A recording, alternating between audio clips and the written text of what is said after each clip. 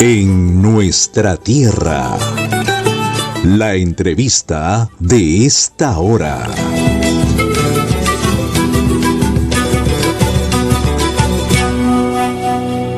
Y agradecemos a la socióloga. Estamos con la doctora Teresa Carpio, asesora programática de Acción por los Niños. Muy buenos días, muchas gracias por este contacto. Buenos días, Lizardo. ¿Qué tal? ¿Cómo estás? Sí, gracias a ustedes. Muchas gracias. Es un tema que se debate, ¿no? En estos últimos tiempos, y a pesar de que ha estado en el debate el bullying en nuestro país, se ha seguido extendiendo, doctora. Sí, se sigue extendiendo porque a pesar de que tenemos una ley anti-bullying, a pesar de que se ha planteado que todas las escuelas deben de tener un plan de convivencia por la paz, estos no se implementa ni la norma, o sea, no se implementa suficientemente, ¿ya?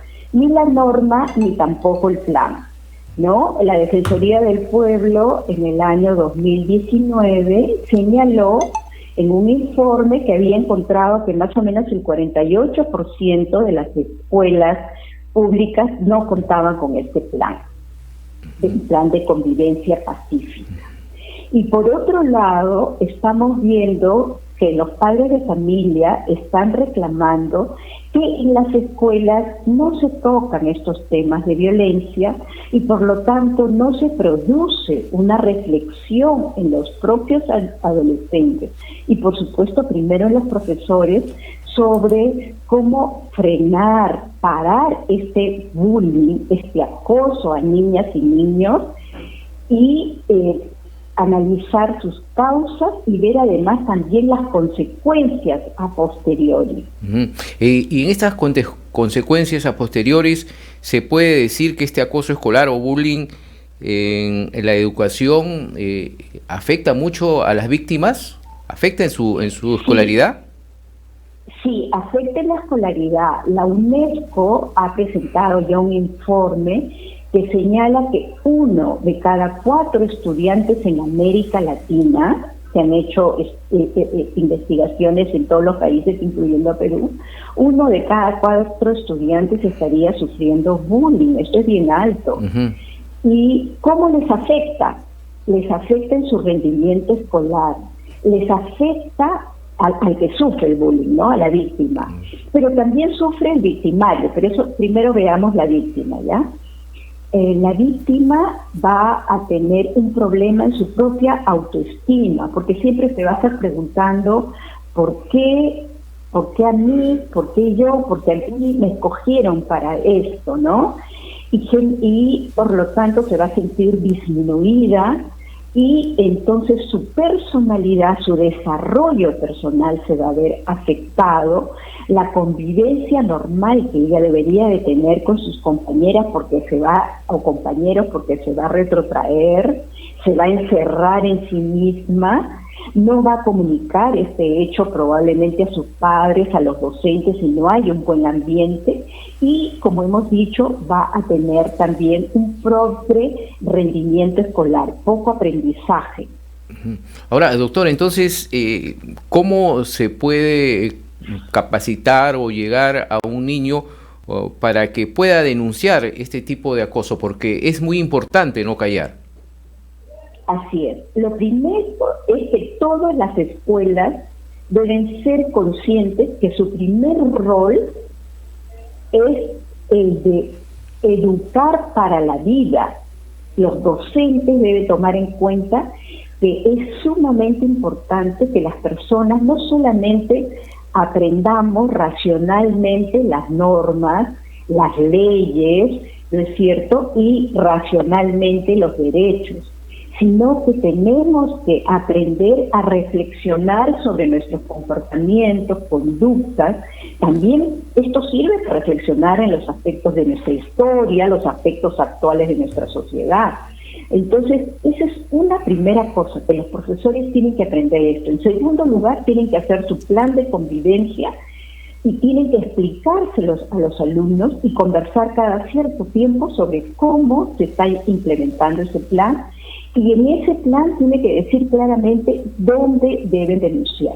Y lo primero que tiene que reflexionar esta escuela es que los profesores tampoco pueden cometer bullying, voy a decir, porque el bullying generalmente se relaciona entre pares, entre adolescentes, pero también cuando se les ha preguntado a los adolescentes han dicho que un 50 y pico % de ellos han señalado que sufren bullying por parte de sus docentes. Entonces los docentes tienen que aprender que no se pueden burlar de sus alumnos por sus características físicas, porque tienen una discapacidad, o porque son de un determinado color, en fin, o porque tienen dinero, o porque no tienen dinero, porque van limpios o porque no van limpios, en fin, no pueden burlar, o porque se rinden bien o porque no rinden bien, o porque son no tienen habilidades para los ejercicios físicos. Los profesores tienen que ser los primeros en aprender. Y luego enseñarles dónde pueden ir a denunciar, primero a sus profesores, a sus tutores, al director de la escuela, a la UGEL. Ojo, porque si yo no tengo confianza en un docente que me maltrata, ¿cómo es que voy a ir a decirle que hay un niño que me maltrata? Que hay un niño abusador, una niña abusadora. Pero en todo caso, doctora, tendría que también haber en cada escuela un especialista, ¿no? Un psicólogo que pueda influir en los niños. Eso es lo ideal. Yo soy una persona mayor, que si bien que me acuerdo que en las escuelas públicas, digo, si bien no estudié en una escuela pública, pero yo sé, porque familiares míos trabajaban en escuelas públicas como docentes o como asesores psicológicos. Y en las escuelas públicas habían psicólogos en las grandes unidades escolares y trabajadores y trabajadoras sociales. Entonces, tenemos que la escuela peruana ha ido retrocediendo,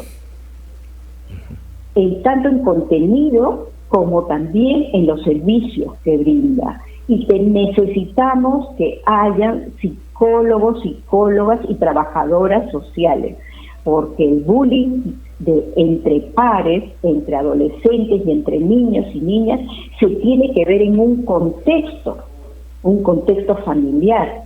Y permítame que te diga algo. ¿Qué es lo que yo estoy escuchando de las últimas denuncias? Que los padres de familia dicen que muchas veces, expulsan al adolescente o al niño o niña agresor, y también le piden a la víctima que también se quede en su casa para que reflexione sobre esta situación, cuando la reflexión tiene que ser acompañada. La reflexión tiene que ser en el aula, con los tutores o con los psicólogos, trabajadores sociales, con un profesor que se le especialice en el tema. Importante eso, lo que usted dice, doctora. Y también hay otro punto, porque siempre se habla del bullying y se preocupa de la víctima, ¿no? Y acá hay un caso también que tendría que trabajarse con los que provocan este tipo de miedo, de acoso, la intimidación, porque seguramente ellos también tienen un problema. Exacto, tú lo dices muy claramente. Por eso cuando hablamos del contexto familiar, es muy probable que el chico, la chica que comete bullying, esté sufriendo en su casa una situación parecida y que él la replica, o ella, porque tiene bronca, tiene cólera, tiene ira, o de pronto no, es una persona que le molesta simplemente las características de la otra persona, que es increíble que, por ejemplo, que le molesta las características de esa persona. Por ejemplo, le digo, es increíble que en el Perú, con una población tan mezclada como nosotros, los chicos y chicas le digan a otra negra fea, negro feo, indio ya sabemos que más viene después. Entonces, si todos tenemos de inga y de mandinga en este país, es absurdo que nosotros estemos haciendo esos insultos. ¿Por qué los hacemos? Probablemente hemos escuchado y visto eso en nuestra casa. Así es. Entonces hay que trabajar con el agresor y con la familia del agresor. y hay técnicas para ello. Y también enseñar a nuestros hijos, a los niños, a respetar, porque siempre el bullying, como usted lo dijo ya hace unos instantes, se da porque quizás se tenga un defecto de un niño, ¿no? Bien, puede ser por la piel, puede ser porque es gordito, porque es muy flaquito, porque es muy bajito, porque es muy alto. Entonces comienzan de esa manera este tipo de burlas, que a veces es incluso no corregido por los mismos maestros, ¿no? Exacto, porque mire, ¿qué nos decían, por ejemplo, a nosotros, los padres de familia de niños con discapacidad, con alguna discapacidad? ¡Ay, pero eres tonto, tú no entiendes!, decía el profesor. Uh-huh. O la profesora, siéntate atrás, porque tú me retrasas. O sea, no quería ni ver a la niña y al niño.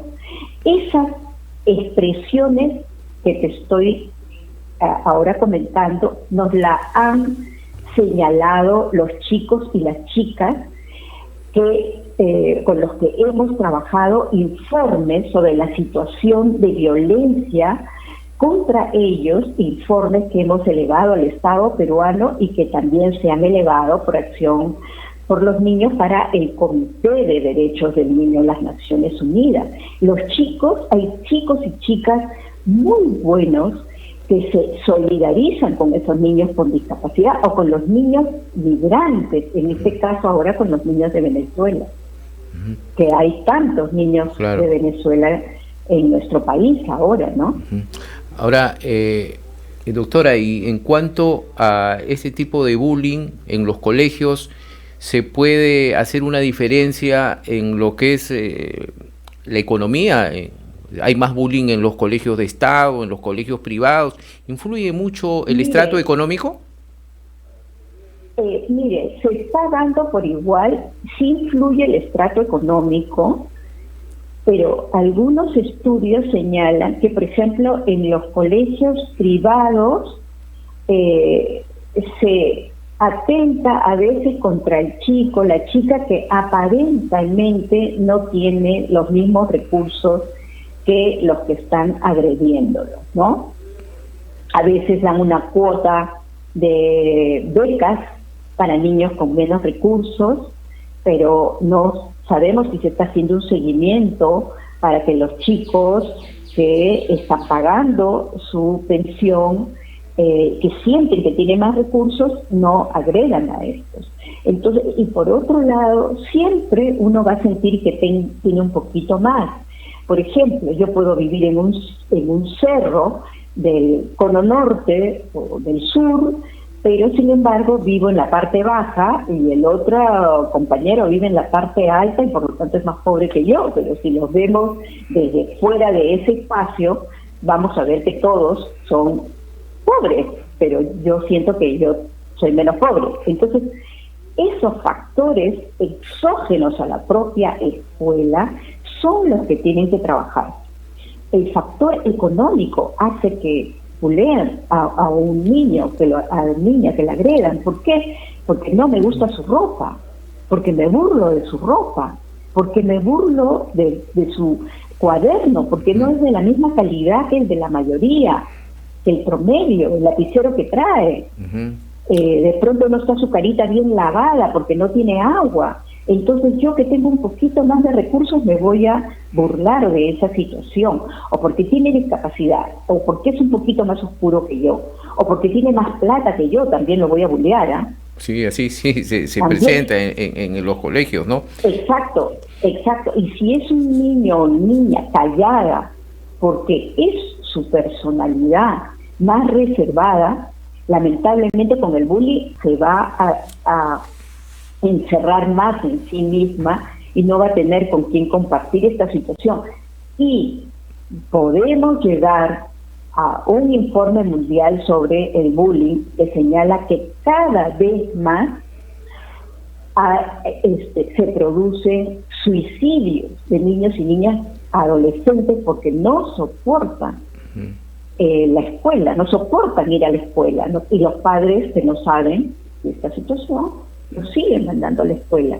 Entonces, Creo que cada año se producen alrededor, espero no equivocarme, cerca de 200.000 casos de suicidios de adolescentes en las escuelas relacionados a bullying. Pero bueno, es alarmante, ¿no? Estas cifras que han seguido sufriendo. Ahora, doctora Carpio, usted ha comentado también estas estadísticas de América Latina de uno de cada cuatro estudiantes, ¿no? Cada 4 estudiantes. Sí. ¿Y hay alguna estadística en nuestro país que tiene ahí usted que pueda dar a conocer? Sí, en el Perú es más o menos, espérense que me acuerde, son el 56% de niños, cerca del 50 y pico por ciento de niños y niñas en el 2019 declararon que habían sufrido bullying. Y también la encuesta nacional de hogares relacionados con temas de violencia, la ENARES, también señaló un porcentaje casi así de alto, como 1 de cada 5 niños, me parece. Eso fue en el año 2018, me parece que es esa encuesta. Es un porcentaje bastante alto y se parece entonces a la cifra de UNESCO, ¿no? Así es. Bien, doctora. Entonces la vivencia, eso es como los niños han sentido. Bien, doctora. Entonces es un tema en que todos debemos ser parte de esta problemática desde el hogar, desde los colegios, los profesores, los especialistas, los profesionales. Por eso se llega a una conclusión, doctora, que es tan importante que el gobierno pueda invertir en nuestros niños y niñas, ¿no? Porque son el futuro de nuestro país. Mire, usted lo ha dicho, son el futuro, pero también, como ellos dicen, son el presente. Exacto. Y no podemos ahora mismo matar su futuro, matar su presente y matar su futuro. Tiene que haber una mayor inversión en la educación, con una educación para la vida, una educación que haga a los niños y niñas desde ahora ciudadanos y ciudadanas. Una inversión que permita escuchar en las escuelas y en los hogares las voces de las niñas y de los niños. Y quiero pedirte un segundo, porque me he olvidado de un tema importante. Sí. Y es que los niños y las niñas han señalado que hay violencia también de género. Y la encuesta que se hizo en el 2019 sobre este tipo de violencia que sufren los niños en los hogares, en las escuelas, los chicos y las chicas señalaron que uno de los temas era cuando un adolescente, un niño, identifica a otro niño como homosexual o lesbiana, o que simplemente no siguen los patrones que a él le han creado en su propia casa, ¿no? La idea de lo que debe ser un niño y una niña, los agreden y los violenta, ¿ya? Entonces, tiene que haber educación sexual integral en las escuelas para acabar con ese tipo de violencia, acabar con los embarazos adolescentes y la agresión sexual también a las niñas por parte de docentes y compañeros y padres. Y tiene que haber una inversión, más psicólogos, más trabajadores, más personal de trabajo social para evaluar a las familias, hacer un seguimiento a todas las familias que estén involucradas en esos problemas, y tienen que darse recursos para que se implementen los planes de convivencia y educación por la paz. Y ahora, finalmente, doctora, para concluir esta entrevista, y muchas gracias por su tiempo, ¿qué tan importante de que en todos estos planes, esta política educativa que tiene que darse y centrarse en el alumno, la alumna, han de estar estos como en el centro de cualquier decisión, pero que ellos también sean protagonistas, que ellos también tengan la palabra? Así es, mire, tenemos una ley de participación escolar, una ley del Ministerio de Educación ya desde muchos años, y donde existen los municipios escolares. Hay escuelas donde las activan muy bien. Nosotros, Acción por los Niños trabaja muchísimo con los municipios escolares y con los estudiantes, pero no todas las escuelas promocionan igual la participación de los estudiantes. Y algo que ha señalado el Comité de Derechos del Niño del Estado peruano como reflexión para que mejore su política pública es decirles que hay muy poca participación de niños y niñas en sus propios hogares. Y esto se vio en la pandemia, donde los chicos y chicas han referido una serie de problemas, ¿no?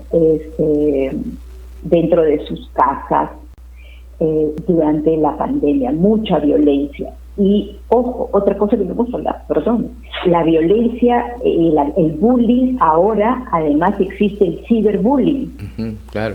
Los niños cuelgan algo en su Facebook, en Instagram o en TikTok y inmediatamente sufren el acoso y la agresión de sus pares y en el anonimato. Así que todo eso, la escuela tiene que adecuarse a esta nueva situación que se vive. Así es, doctora, hay mucho por debatir, mucho por hacer, sobre todo y por invertir, ¿no? Por eso le decía, porque sobre todo si tenemos un presidente de la República que es maestro y él ha dado mucho, se ha manifestado que se va a cumplir con muchos casos, muchas falencias que tiene nuestra educación. Esperemos que sea así. Hay mucho debate y por eso las puertas están abiertas aquí de nuestro programa para seguir conversando sobre estos temas. Muchas gracias, doctora. Pues, te agradezco muchísimo.